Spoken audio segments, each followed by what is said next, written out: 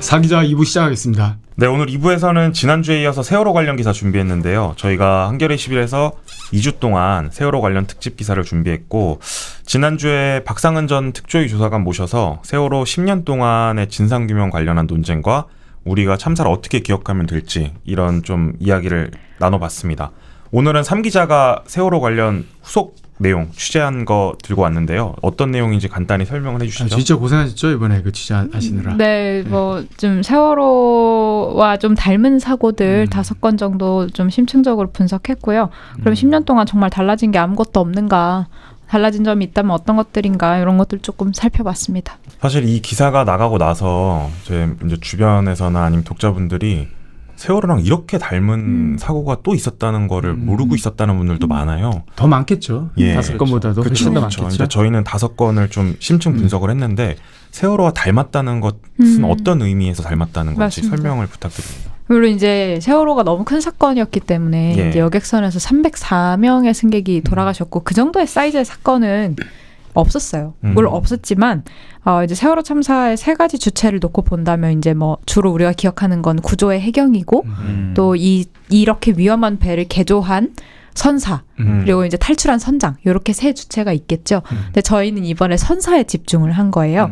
왜냐하면 이 선사가 세월호의 탄생과 죽음의 핵심 주체였기 때문에 그렇죠. 네, 그래서 이제 선사는 이제 세월호라는 낡은 25년 된 중고선을 첫째로 무리하게 들여왔고 그걸 개조를 하면서 이제 뭐 마치 물컵이 있는 이 선박의 이 위에는 엄청나게 많은 화물과 승객들을 태울 수 있게 굉장히 그 오래된 선박을 개조를 위를 또 엄청 두껍게 했고요.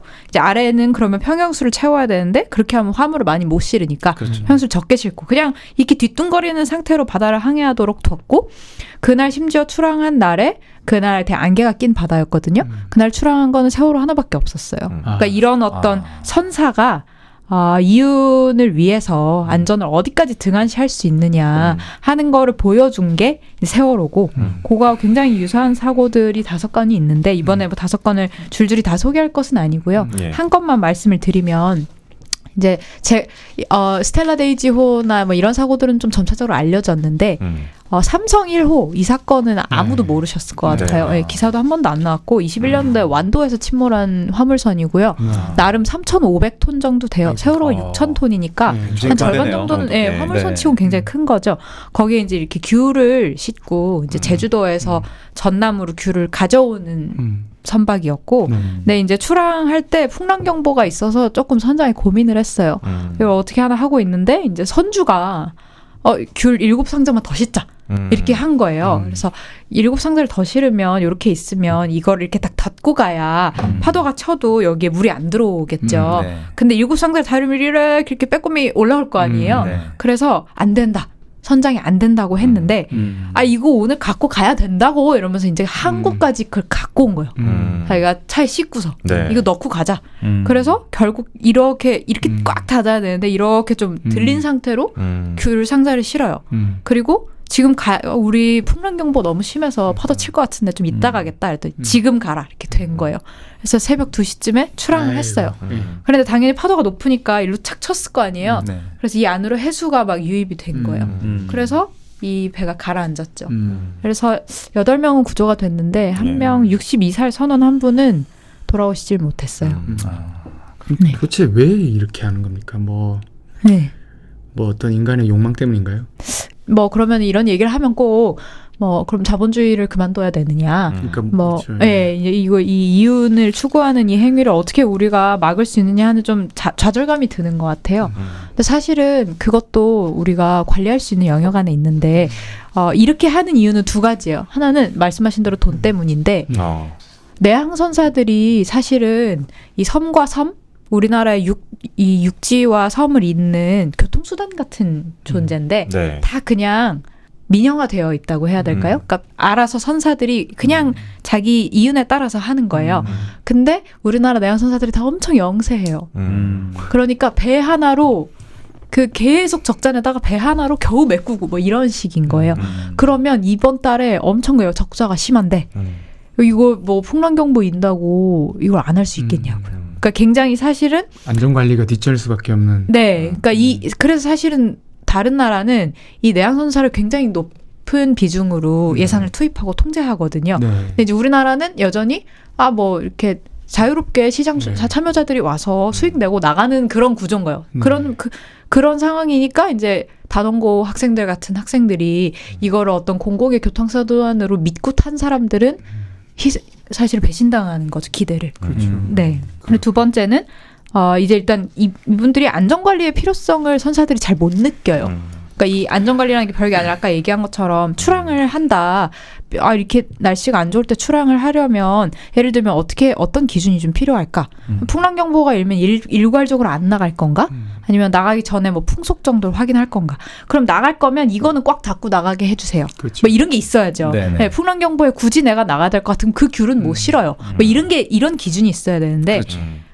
사실은 세월호 때도 화물 신고 승객 관리하는 거를 그 물류팀만 했어요. 그러니까 안전관리팀이 이게 화물을 어디 싣느냐에 따라 사실 배가 전복될 수도 있는데 그렇죠. 전혀 규제를 못하는 그런 부분에 좀 문제가 좀 있었던 것 같아요. 근데 최근에 뭐 TV에서도 하고 뭐 뉴스타파 같은 곳에서 나오는데 이 세월호 다큐를 보면 이런 어떤 선박의 짐을 실을 때 여러 가지 문제점들 그리고 그런 어떤 기상 상황의 여러 가지 문제점들 이런 것을 이제 자의적으로 그전에는 선사나 뭐 선원, 그러니까 선장 이런 사람들이 판단했다면 지금은 외부의 안전 관리자가 개입을 해서 대신 또는 함께 판단하도록 그렇게 제도가 바뀌었더라고요. 네, 맞아요. 근데 왜 이 삼성 1호 같은 경우는 그렇게 제도가 바뀌었는데도 그런 게 적용이 안 되는 겁니까? 그러니까 풍랑이 어느 정도 이상으로 치게 되면 못 나가게 한다든가 또는 화물을 적정량을 싣고 제대로 묶어놓게 한다든가 이런 건 지금 안전관리자가 점검을 하도록 돼 있더라고요. 그렇죠. 근데 왜 안 되는 겁니까? 그것도 마찬가지로 두 가지인데 하나는 점검을 한다고 해서 모든 배의 모든 출항을 매번 검사할 수는 없어요. 그러니까 그게 전수조사가 아닙니까 그러면? 여객선만 전수해요. 나머지는 그렇게까지 하는 게 사실은 행정력상 굉장히 어렵고 그리고 그렇게 해도 그걸 운항 관리자 그리고 해사안전 감독관이라고 하는데 이름은 다르지만 결국 점검하는 일은 똑같거든요. 그 사람들이 200명 정도 돼요. 둘이 더하면. 그게 연안에 2200여석을 다 봐야 되는데 그러면 이렇게 쭉 보고 확인하고 다음 이렇게 가는 거예요. 그러면 사실은 한 감독 역량 자체가 그렇게 잡는 방식은 근본적으로 한계가 있을 수밖에 없고 둘째로는 말씀하신 대로 그래도 규칙이 있죠. 왜 우리나라에서 왜 육상에서도 노동자들이 요렇게 내가 여기서 뭐 작업을 해야 된다. 그러면 여기 실내 조도가 75럭스 이상은 돼야 되는 거 아세요? 그런지 않은 데서 작업을 하면 위법이에요. 그러니까 국내에는 그런 조항이 엄청 많거든요. 근데 해상은 뭐랄까 배는 원래 위험하고 원래 위험한 거다. 바다는 원래 위험하다는 생각이 되게 강해서 그런지 그 규칙이 생각보다 굉장히 잘 안 돼 있고 말씀하신 풍랑 때에 출항을 할지 말지는 어선은 주로 통통배죠. 어선을 제외하고는 규칙이 심지어 아직 없어요. 그러니까 지금도 풍랑경보 때도 화물선들은 출항을 시키면 해야 되는 거죠. 세월호 같은 사건이 있었는데도 그런 건 정말 진짜 그동안 10년 동안 뭐 했나 그런 생각이 좀 드는데. 근데 세월호 참사 이후에 중대재해처벌법도 생겼잖아요. 그러니까 이런 것들이 좀 만들어진 이후에 현장에 그나마 좀 변화가 생긴 거 아닌가요? 그러니까 저도 중대재해처벌법을 산재의 관점에서만 이해했는데 그 입법 취지에 보면 세월호 참사와 같은이라는 문구가 아예 있어요. 그러니까 정말 세월호 참사 때문에 만들어진 법도 맞는 거예요. 그러니까 그 중대재해처벌법의 핵심은 시민이든 노동자든 영리 추구 이윤 활동을 하는 과정에서 안전을 도외시함으로써 시민이나 노동자의 목숨을 앗아가거나 다치게 한 경우 대표이사 등이 책임을 지게 돼 있는 법이죠. 그렇죠. 네, 이제 그게 만들어지면서 현장에서 좀 난리가 났다 그래요. 막 부두가 평택항까지 부산에 있는 지사 대표가 올라와가지고 막 점검을 하고 막 안전하게 하라 막 그런다고 하더라고요. 네, 개선이 있군요. 그거를 벨트 타이트닝 효과라고 하거든요. 법이 딱 처음에 만들어지면 사람들이 깜빡하기 싫잖아요. 그러니까 엄청 긴장해서 하는 거예요. 이제 사실 교수님들이 제일 우려하는 건 뭐냐면 벨트 타이트닝 효과는 길어야 3년이라는 거죠. 그 뒤에는 어떻게 할 거냐. 그리고 우리나라가 아직까지 안전하게 해야 돼요라는 구호는 외칠 줄 아는데 사실 방금 이제 일 기자가 말씀하신 것처럼 그런 풍랑 경보 때 어떻게 나가게 할 거야? 가급적이면 나가지 말고 꼭 불가피하게 나가야 되면 배 상태를 어떻게 하고 나갈 거야? 뭐 저거 뭐 이렇게 뭐 완벽하게 풍우밀이 되고 수밀이 되도록 해서 나갈 거야? 뭐 이런 기준을 정하는 게 사실은 굉장히 지루하지만 꼭 필요한 절차거든요. 이런 부분은 아직 안 돼 있다 그래요. 이런 부분까지는 아직 못 갔어요. 그래서 부산지사 대표님이 평택항에 와서 안전하게 하세요. 무리할 것 같으면 말을 하세요라고 하는데 네. 한 달에 4번 하는 항해 횟수를 3번으로는 안 줄여주는 거예요. 왜냐면 4번 나가야 수익이 나오니까. 예. 자기 면피성 발언 같은 느낌이 좀 드네요. 그런 것도 있죠. 예. 이제 가서 이제 그렇게 하면 예. 나중에 수사받을 때 그렇죠. 나는 근데 안전은 그렇죠. 강조한다고 되는 게 아니고 자원과 예산을 배분해야 돼요. 그렇죠. 네. 마인드가 있어야죠. 사실 그 마음가짐이 그렇죠. 안전이 최우선이다 이런 마음가짐이 있어야 되는데 그런 토대가 없군요. 그렇죠. 그러니까 항해 횟수 같은 것도 그러면 이제 제가 가장 선원이나 선장님들한테 많이 들은 말이 항해 횟수를 줄여야 사고가 준다. 근데 항해 횟수 줄여달라고 말을 못 하겠다. 왜? 그게 수익이랑 연관이 어떻게 우리가 마치 신문을 하루 안 내는 거랑 똑같은 거예요. 그분들한테 항해 횟수를 어떻게 줄이죠? 근데 그게 왜 중요하냐면 예를 들어 항해가 날씨가 한 달 내내 다 좋으면 일본에 4번 갈 수 있어요. 근데 날씨가 하루 안 좋아. 그래서 하루 못 갔어. 그러면 3번밖에 못 가잖아요. 그렇죠. 근데 4번을 이 배정이 돼 있단 말이에요. 네. 그러면 막 그때부터는 나머지 막 말이란 난리가 나는 거예요. 2번 그 채우기 위해서. 그러니까 변수를 고려하지 않은 채 짜여진 스케줄을 어떻게 조율할 건가. 이런 것까지는 아직 안 돼 있는 거죠. 못 됐네요. 근데 그러니까 왜냐면 그렇죠. 그 일은 4번 다 하는데 안전하게 해야 돼. 그렇죠. 야, 그렇죠. 일은 4번 꼭 해. 근데 안전하게 해야 돼. 맞아요. 맞아요. 못된 거 아닙니까 사실은? 네. 들여다보면. 그러니까 그게 사실 안전에 대한 상상력이 부족한 상태에서 그러니까 수사만 피하려고 하다 보니까 그런 구호나 캠페인만 남발되는 것이죠. 어쨌든 우리 이제 선사들이 영세해서 4번을 해야 이익이 난다는 거 아니에요, 그죠? 그 운항을. 맞습니다. 네. 근데 가장 안전은 이제 우리가 도모할 수 있는 방법은 한 회 정도 운항 횟수를 줄이는 건데. 여유 있게 하는 거죠. 그걸 줄이면 선사는 이익이 충분히 나지 않기 때문에 그렇죠. 그 회사를 운영하기가 어려워지잖아요. 그 경우에 해법은 뭡니까? 그러면 우리가 지금 생각해 볼 수 있는 해법이 있습니까? 그게 사실은 우리가 배라고 얘기하니까 이게 다 새로운데 건설업도 똑같잖아요. 그러니까 건설업도 여유 있게 무리한 공기 이거 매번 나오잖아요. 맞습니다. 건물 하나 무너지면. 맞습니다. 그게 안 되는 이유가 사실은 그 산업의 특성이 굉장히 크거든요. 뭐냐면 최저가 외에는 경쟁력이 없는 산업들이 그래요. 그러니까 우리나라 건설 또 조선 다 뭐 우리나라 되게 조선 강국 이렇게 얘기해서 솔직히 얘기하면 우리 최저가로 경쟁하는 거거든요. 이제 영국이나 이런 데서는 일부러 너무 저가 수준은 안 받아요. 근데 우리는 다 저가로만 이걸 비딩을 하기 때문에 저가가 아닌 방법을 상상하기가 되게 어렵다는 것이고 네. 또 그것도 사실은 조금 더 떼서 들여다봐야 되는 게 적자가 난다. 의외로 그 한 번이 적자를 좌우하지 않아요. 그게 기업 경영의 복잡함이죠. 여기서 하나를 좀 덜 하더라도 예를 들면 좀 뭐 통상 경비를 좀 줄인다든지 그 여유분을 가져갈 수 있게 해야 되는데 그걸 굉장히 타이트하게 짜놓는 거예요. 여기서 4회, 여기서 4회, 여기서 4회, 여기서 4회 해서 통상 요 정도 이익으로 하고 그렇게 가는 거죠. 사실은 그 인건비를 줄이겠다는 말이랑 똑같거든요. 아니 근데 질문이 좀 그렇습니다. 왜냐면 당연히 풍랑 일면은 안 나가는 게 기본이고 그런 손해가 난다면 그거는 경영적으로 자기들이 받아들여야 되는 부분이지. 그렇죠. 그게 어떻게 손해가 나니까 4번 어떻게 해야 되냐. 그건 뭐 경영하는 사람들이 고민해서 애초에 사업을 차릴 때부터 고민해야 될 문제인 거고. 그렇죠. 이 어떤 풍랑이 일었을 때 안 나간다. 그건 그냥 당연하게 생각해야 되는 부분 아닌가요? 뭐 그런 생각 좀 드는데. 네, 그러니까 그런 인식이 있어야 그 디테일한 절차들이 나오는 거예요. 그렇죠. 그러고 나서도 뭐 자기들이 경영을 할 때 어떤 말씀하신 디테일 부분을 신경 쓰겠죠. 그렇죠. 건설 현장에서도 보면 이제 최저가로 경쟁하기 때문에 제일 낮게 이제 금액을 쓴 뭐 업체들이 들어와서 공사를 할 거 아닙니까? 그러면 아무래도 제일 낮게 잡았으니까 그 시간 안에 하려면 정말 촉박하게 해서 부실 공사도 일어날 수 있고 사고가 나는 거잖아요. 그런 것처럼 이것도 예를 들면 뭐 그 이렇게 한정된 뭐 이렇게 뭐 용역 따듯이 이렇게 뭐 1,000만 원 안에 해줄 사람 뭐 한 달에 4번 해줄 업체 이렇게 해가지고 들어가기 때문에 그 안에서 맞춰야 되는 문제가 있는 건가요? 아까 이제 건설업과 그렇죠. 건설업은 이제 하청이 다단계 하청이 예. 너무 심해서 그런데 여기 같은 경우는 여기도 화주가 최고예요.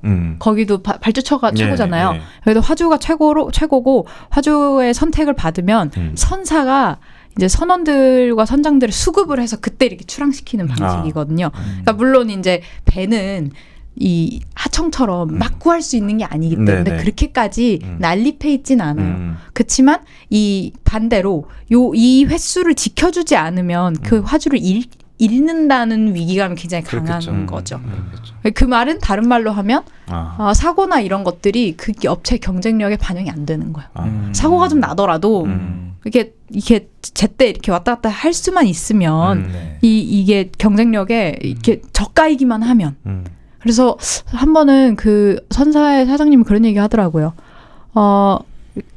안전하게 배달해주겠다는 약속이 화주들한테 매력적이지 않다. 그러니까 그게 그렇게 중요하지 않다. 얼만데 이게 더 중요해서 예. 그 자기들이 공정하게 투자했을 때 이걸 회수할 수 있을지에 대한 불안감이 되게 크다는 거예요. 그래서 연대가 필요한 것 같습니다. 이 선사들도 좀 맞습니다. 연대를 맞아요. 그래서 일본은 교섭을 해요 실제로. 적정운임을 왜냐면 막 경쟁을 하면 다운되잖아요. 그렇죠. 바닥으로 그렇죠. 질주하는 거죠. 네, 그래서 이제 화주 단체와 선사 단체가 교섭을 하거든요. 우리나라 그런 게 없어요. 네. 등록제고 누구나 저도 지금 당장 배 하나 사면 내항선사가 될 수 있습니다. 그러면은 아무나 할 수 있는 거군요. 그렇죠. 그러면은 학생들이 거기를 타서 어떻게 되든 그렇죠. 사고가 뭐 맨날 나는 건 아니니까. 아니니까 그게 더 그렇죠. 중요하죠. 네. 맞습니다. 그런 생각일 것 같아요. 네. 그러니까 우리 지금 세월호 이후에 10년 동안 사실은 뭐 안전의식이나 이런 게 사실 그 사람이 바뀌어야 되는데 하나도 안 바뀐 거 아닙니까? 이 삼성 1호 외에도 이제 취재하신 것들이 있죠. 네. 예, 나머지 건들도 좀 소개 좀 해주시죠. 골든레이호 같은 경우는 전원 구조됐지만 제가 일부러 넣었어요. 왜 넣었냐면 이게 배가 심지어 7만 톤이거든요. 세월호의 10배 이상의 크기예요. 근데 사진을 보시면 이렇게 이렇게 넘어져 있어요. 완전히. 왜 그렇냐면 1등 항해사가 보통 배가 침몰하지 않게 이 배가 적정한 보건값을 갖고 있는지를 계산하게 돼 있거든요. 그게 얼마나 엄중하면 컴퓨터가 다 있어요, 배 안에. 근데 컴퓨터만 있고 1등 항해사한테 한 번도 그걸 체계적으로 교육을 안 시킨 거예요. 그래서 1등 항해사가 계산을 주먹구구로 하다가 틀려버린 거예요. 그래서 평형수를 적게 넣은 거예요. 그러니까 뭐 세월호처럼 일부러 적게 넣은 게 아니고 꼴찌 항해사인데 꼴찌 항해사. 그렇죠. 꼴등 항해사. 근데 그래서 그때는 그 사람을 엄청 조롱하고 비난했어요. 당시에는. 근데 이제 미국 이제 사고조사위원회에서 거기는 우리보다 훨씬 더 총체적으로 조사하거든요. 조사를 해보니까 이 사람이 애초에 교육을 안 받은 거야. 그러니까 이거는 그러니까 선박 관리 회사에서 교육을 시켰어야죠. 공부를 안 가르치고 시험을 보겠군요. 그렇죠. 그리고 이 사람이 시험 본 그 결과를 선장과 아무도 검증하지 않았다 그래요. 그러니까 그 채로 그냥 출항을 했고 7만 톤 배가 그대로 전복이 된 거예요. 누구를 위한 선장인가? 그래서 제가 이거 참 선원한테 물어봤어요. 보건값 계산할 수 있냐? 그러더니 이 얘기가 진짜 충격적이었는데 선사 전체에서 보건값 계산할 수 있는 사람 아무도 없을걸요? 이렇게 얘기하더라고요. 근데 보건값을 계산할 수 없으면 배의 안정성을 그렇죠. 관리할 수가 없어요. 보건이 기본인데요. 네, 배가 네. 흔들렸을 때. 배가 흔들렸을 때 돌아오는 네. 성질을 네, 관리하는 네. 거잖아요. 그랬고 이제 나머지 두 배가 이제 오룡호와 스텔라 데이지호였어요. 이제 스텔라 데이지호는 다들 많이 아실 거고 오룡호가 제가 생각했을 땐 세월호랑 가장 유사했던 것 같아요.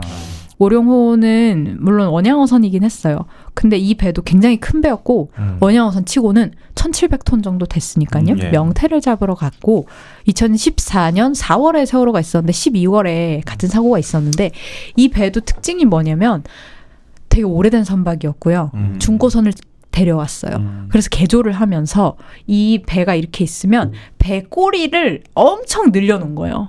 많이 실으려고요. 많이 실으려고. 여기 명태를 많이 집어넣어야 돼요. 그러니까 배가 이렇게 기운 상태였던 늘 뒤로 항상. 이렇게 기운 채로 가는 거예요. 그럼 무슨 일이 생기냐면 해수가 조금 이렇게 탁 치잖아요. 파도가. 그렇죠. 그럼 그렇죠. 여기가 잠기는 거예요. 맞아요.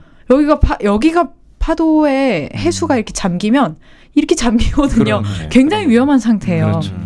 이 상태로 항해를 하다가 베링해는 원래도 굉장히 그러니까 거의 그 선원들한테는 죽음의 바다 같은 곳인 것 같아요. 근데 원래는 아르헨티나의 굉장히 평화로운 바다에 있던 애를 데려다가 개조를 그런 식으로 하고 베링해로 보낸 거예요. 그래서 베링해에 이 배가 갔어요. 그래서 막 조업을 하는데 선장이 피항 시기를 놓친 거예요. 조업을 하다가 파도가 너무 커졌겠죠? 파도가 5m였어요. 네, 근데 이게 착 쳤는데 이게 이렇게 들어가 버린 거예요. 그리고 그때부터는 돌이킬 수가 없고 해수가 그대로 쫙 밀고 들어가서 조타기를 전부 다 고장을 내면서 조타기가 있어야 이렇게 도로 일으킬 수 있거든요. 그러면서 그대로 가라앉았어요. 그때 선장이 배에 남았거든요. 일부러. 네, 왜 남았냐면 자기가 선원들이 이렇게 만들고 나가는 거는 안 될 것 같다. 그렇게 해서 돌아가셨는데 알고 봤더니 애초에 사조산업에서 그 사조 참치할 때 그 사조산업인데 사조산업에서 명태를 7,900톤을 쿼터를 받은 거예요. 이 배가 1,700톤이라고 말씀을 드렸잖아요. 자기 배의 거의 4배 이상의 쿼터를 받은 거예요. 심지어 다른 배가 너무 많다고 막 반납한 거를 막 다 받아가지고 그러니까 이 선장이 피항을 못한 거지. 명태를 잡아야 돼. 실었어야 돼. 마지막 순간까지. 그렇죠. 그러니까 목숨을 걸고 그 양을 채우려고 했던 거군요. 그렇죠. 그러니까 그때는 말씀하셨듯이 늘 사고가 나는 건 아니니까. 근데 내가 명태를 다 못 싣고 돌아갔을 때 나의 어떤 고용 이런 거는 당장 눈에 보인단 말이죠. 네. 그때 선원들이 거의 다 사망했죠. 예, 그랬죠. 26명이 26명이 사망했고 27명이 실종됐습니다. 해양수산부 출입할 때 저 기사를 썼던 기억이 나요. 오룡호 사고를 쓰셨군요. 2014년. 정말 기가 막힌 일이긴 하죠. 정말 기가 막힌 일인데 우리하고는 다르게 그러니까 뭐 영국은 뭐 배의 나라, 항해의 나라 아닙니까? 영국 선사는 뭐 안전관리가 굉장히 다르더라고요. 기사에서 보니까. 이를테면 매뉴얼을 바이블이라고 진짜 부릅니까? 네, 그렇다 하더라고요. 그러니까 성경처럼 여기는 거 아닙니까? 매뉴얼 이렇게 중시한다는 뜻이고. 그리고 위험 신고를 한 직원에게만 포상을 한다 이런 내용도 있는데, 그러니까 영국에서는 어떻게 이런 게 가능한 겁니까? 것인가. 사실은 제가 예전에 그 다룬 기사 중에는 그 건설업 쪽 있지 않습니까? 그쪽도 영국은 엄청나게 그 기준이 엄격해서 건설업체에서 만약에 사망사고 났다 그러면 그 회사가 거의 부도가 나는 지경에 과징금을 수십억을 물리더라고요. 그 어떻게 하는 겁니까? 선사는 영국 선사는 또. 그러니까 사실은 그 과징금 부분은 우리도 중대재해처벌법 만들어졌으니까 이제 10억 원의 최대 과징금 물릴 수 있거든요. 이제 근데 아직 그런 사례는 없으니까 조금 더 본다면. 제가 이분이 원래 한국에서 선장 생활을 하시다가 영국에 가신 분이에요. 근데 그래서 더 궁금하더라고요. 당신 한국에서 있을 때랑 영국에 있을 때랑 차이가 어때? 그랬더니 막 그냥 너무 딴 얘기를 완전 별천지 얘기를 하더라고요. 무슨 얘기냐면 그 배 안에 있는 체계 그 작업의 모든 체계가 다 체계화되어 있어요.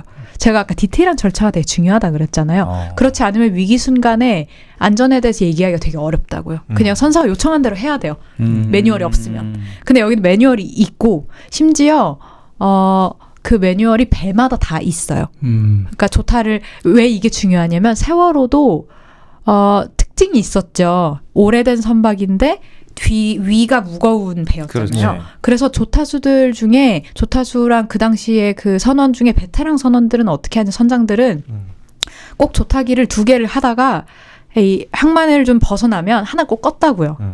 그 고장이 되게 잦은 조타기가 있었어요. 걔를 꼭 껐어요. 그리고 신보식 선장은 늘 그러니까 이제 그 당시에는 이준석 선장이 사고가 났을 때는 이준석 선장이었는데 평상시에 선장은 언제나 평연수를 꽉 채웠다고요. 그러니까 그건 무슨 얘기냐면 그 배가 너무 아슬아슬한 배였지만 그 아슬아슬함을 관리하는 체계를 나름대로 요령껏 하고 있었던 거예요. 근데 그게 다음 선원조에는 이양이 안 됐던 것 같아요. 그래서 사고 당일에는 대타가 승선했는데 대타 선장 선원들은 그 조타기를 안 끄고 그냥 갔고 평연수도 평상보다 훨씬 적었던 거예요. 그러니까 그거는 뭐냐면 그 위기를 인식하고 공유하는 체계가 그 베테랑 선장에서 그 다음으로 못 간 거죠. 한 사람의 요령에 기댔던 거죠. 그렇죠. 맞아요. 근데 그 요령을 매뉴얼화하는 게 영국에는 있다는 거죠. 그리고 모두가 그 매뉴얼을 체크하게 돼 있어요. 그리고 사고 조사를 매일 아침마다 우리나라 것도 다 본대요. 그러니까 사고 조사 보고서를 계속 보는 거예요. 예. 그러면은 배에서 어떤 때 사고가 나는지를 아는 거지. 꼭 필요하겠네요, 진짜. 네, 우리는 그런 게 없잖아요. 대단하네요. 네, 그러니까 이제 그래서 선원들이 그런 얘기를 많이 했어요. 사실 우리는 12개월씩도 타거든요, 배를. 배를 12개월 탄다는 건 감옥에 12개월 있는 거랑 다르지 않아요. 왜냐면 거기 와이파이도 안 되고 젊은 선원들이 그러면 안 온단 말이에요.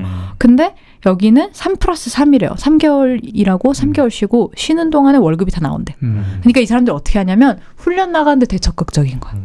비상훈련, 교육훈련, 노무훈련. 근데 우리는 딱 1개월, 2개월 쉬게 해주고서 교육 부르기가 좀 그러니까. 그러니까 이게 다 결국은 자원과 연관이 되어 있는 것이고 예. 그렇습니다. 그렇군요. 예, 오늘 이제 삼성 1호, 뭐 오룡호, 스텔라 데이지오 같은 세월호 이후에 계속 반복됐던 이런 선박 사고들에 대해서 좀 다뤄봤는데 이런 사고들이 공통점이 있는 것 같아요. 그러니까 뭐 안전을 도외시한 욕심 그리고 계속 반복되는 허술 안전 관리 이런 것들이 계속 반복되고 있는 것 같은데 좀 세월호 참사 10주기를 계기로 언론에서 이런 문제를 많이 다루고 있는 만큼 좀 앞으로는 다시는 이런 사고가 좀 반복이 안 됐으면 좋겠습니다. 네. 오늘 3기자 이야기 잘 들었습니다. 네, 저 혹시 예.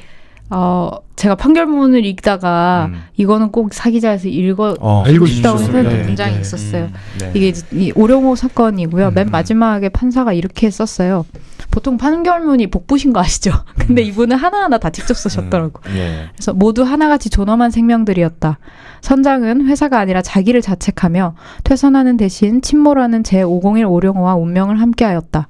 피고인들이 어선의 안전한 조업에 필요한 인적, 물적, 운항 능력을 가볍게 여길수록 회사는 조업을 실적을 늘리고 비용을 줄일 수 있을지 모르나 이는 현장에서 일하는 이들의 소중한 생명을 대가 삼는 일이다. 저는 이게 우리가 겪은 참사들을 요약하는 문장인 것 같아요. 그래서 꼭 한번 읽어드리고 싶었습니다. 아니 저는 뭐 그 말도 생각납니다. 이게 뭐 기업할 자유만 강조하신 분 있잖아요. 그렇죠. 안 죽을 자유, 안 죽을 자유보다 더 중요한 게 있습니까? 이런 질문을 하고 싶습니다. 네. 네. 저랑 3기자가 2주 연속 세월호 문제를 다뤘는데 저희가 또 다른 기자가 세월호 지금 선체가 어떤 상황인지 이런 문제도 이번 다뤘거든요. 네. 이번 주 한겨레 21을 또 참고해 주시면 될 것 같습니다. 그렇군요. 그러니까 앞으로 저희 그 한겨레 20일과 사기자에서 이 어떤 선사 안전 문제, 이 해양 안전 문제 꾸준히 다루도록 하겠습니다. 그리고 선박뿐만 아니라 노동 현장에 계신 분들 저희들한테 의견 제보 주시면은 저희가 열심히 취재하겠습니다. 예, 좋습니다. 네, 좋습니다. 2부 여기까지 하겠습니다. 감사합니다.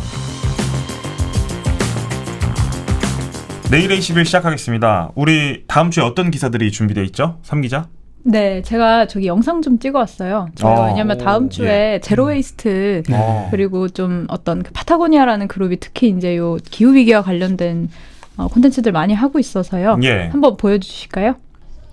여기가 뭐냐면 저분들 엄청 전투적으로 지금 옷 고르고 계시잖아요. 네. 저게 지금 할인 행사. 아니요. 저게 내 옷장에 있는 옷 5벌을 갖고 와서 오. 저렇게 교환하는 거예요. 아. 네. 이게 왜냐면 그냥 중고는 사람들이 돈을 내야 되니까 네. 또 이 안에서 사실 사고 파는 행위가 또 생기거든요. 예. 근데 여기는 정말 내가 안 입는 옷을 서로 나눠 갖는다. 아. 저도 한 5벌 가져왔습니다. 네. 네. 남친 집에 놀러 갔을 때 옷장에서 강탈한 옷인데 전 남친이랑 헤어져서 널 보낸다. 이거 근데 되게 예쁜 옷이었어요. 제가 사고 싶었는데 그렇습니다. 헤어진 전 남친의 옷을 가지고 옷을 온 거예요? 그렇죠. 왔다가. 강탈했다가 나중에 이제 전 헤어졌으니까 남친하고 헤어져서 보고 싶지 않아서. 그렇습니다. 저것도 굉장히 실용적인 태도예요. 그렇습니다. 오늘 입고 오신 옷은 아니죠? 아니죠. 맞죠? 안타깝게도 예. 다음번에 한번 입고 올게요. 네네. 다음 주 네네. 한번. 알겠습니다. 네. 1기자는 네. 다음 주에 어떤 내용 준비하고 계십니까? 저는 송현공원에 이승만 기념관이 계속 논란이 됐잖아요. 예. 근데 이승만 기념관만 문제가 아니라 거기에 450면의 거대한 지하 주차장도 짓고요. 또 한편에는 우리나라에서 두 번째로 규모가 큰 그 이건희 미술관, 이건희 기증관도 또 짓거든요. 그래서 과연 그 한 편밖에 안 되는 도심의 공원을 이런 식으로 다 이렇게 만신창이가 되도록 개발하는 것이 맞겠는가 예. 그런 문제를 좀 한번 다뤄보려고 합니다. 네. 오세훈 시장이 또 상당히 또 타격을 입으시겠네요. 우리 또 일기자 기사. 뭐 그 정도 우리가 영향력이 예. 있겠죠. 예. 네. 지난주에 이 기자가 그 네. 남산에 관해서 다뤘는데 서울시에서 연락이 오셨다고요. 야. 서울시에서 예. 상당히 문제성 발언하시더라고요. 어떤 균형 발언이죠? 있게 잘 다뤄주셨다. 이 기자로서 굉장히 이거 창피한 그런가요? 정말 칭찬으로 받았군요. 아프게 비판이 아니라. 아프게 비판했는데 전혀 아프지 않은 균형 있게 서울시에서 균형 있게 잘 다뤄주셔서 감사하다. 상당히 제가 너무 당황스럽더라고요. 살살 다룬 거 아닙니까? 아니 그 기사를 보시면 알겠지만 그러게요. 아주 나쁜 놈이라고 썼거든요. 근데 이 놀리는 건가 뭐 하여튼 좀 약간 그런 느낌이 그 정도 있습니다. 갖고는 뭐 앞으로 타격 좀 없다. 아프지도 않다. 그러니까 좀 다시 더- 써야 될 것 같습니다. 남산 2. 이게 숲과 어떤 생태계를 보고 와서 미워하는 마음을 가진다는 것 자체가 또 안 돼서 그렇죠. 제가 슬프죠. 막판에 약간 좀 약해진 것 같습니다. 앞으로 더 심기일전에서 세게 한번 제가 예. 전의를 불태우겠습니다. 정의의 tuk청은 네. 이쪽인 그 것 같은데. 전의를 불태운 이번 주 취재 어떤 거 이번 주에 준비하고 또 숲에 갔다 왔는데요. 예. 아. 어떤 숲이죠? 이번에 경기 고향에 있는 산항산이라고 하는 곳에 갔다 왔는데요. 여기가 뭐 당제를 지닐 정도로 그 당이라고 하는 건 예배당 뭐 이런 신이 사는 곳이잖아요. 산신이 사는 곳인데 여기가 이제 골프장으로 개발된다 그래서 아이고. 여기가 뭐 훼손된 산이라는 거예요. 근데 들어가서 계속 보니까 뭔가 대접이네. 네. 살아나고 있는 산, 아. 막 이렇게 아름들이 막 그런 그 무덤 같은 게 있거든요. 아. 아름들이 저기 상수리나무, 갈참나무, 뭐 졸참나무 이런 것들이 막 올라오고 네. 있습니다. 그러니까 키가 막 2-30m가 됐어요 벌써. 아. 근데 이런 산을 가지고 훼손됐다. 그래서 그린벨트로서 그린벨트 지역이거든요. 예. 훼손된 그린벨트는 골프장으로 지어도 됩니다. 우리나라 법이. 그러니까 그게 얼마나 엉터리가 여러 부분을 취재하고 있고요. 일부러 훼손을 하겠군요. 골프장 지을 생각이 있으면 그쪽 지역을. 그렇게 훼손을 하려고 해도 그 산이 엄청나게 되살아나고 있습니다. 알겠습니다. 그런 부분을 되살아난 좀 산 얘기 예. 보고 왔습니다. 취재하러 가시죠 얼른. 네, 빨리 취재하러 가시고 파이팅. 오늘 저희가 준비한 이야기는 여기까지입니다. 잠시만요. 중요한 이야기가 빠졌습니다. 우주 최고의 시사 주간지 세상을 바라보는 든든한 벗 한겨레 21을 만나는 가장 쉽고 빠른 방법을 소개합니다. 바로 한겨레 21 정기 구독인데요. 교양 시사 꽉 채운 한겨레 21을 원하는 장소에서 가장 편하게 가장 빠르게 받아보실 수 있습니다. 지금 1566-9595로 전화 주시거나 더보기란의 링크 클릭해 주세요. 프로그램에 대한 시청 소감이나 질문 제보 등도 받고 있습니다. 영상 댓글이나 화면 아래 메일 주소로 연락 주시면 저희가 적극 반영하겠습니다. 네, 저희는 열심히 준비해서 다음 주에 더 좋은 콘텐츠로 인사드리겠습니다. 주말에 나오는 한겨레 21도 많이 기대해 주시고요. 1, 2, 3. 4. 타기자와 사기자. 고맙습니다. 고맙습니다. 고맙습니다.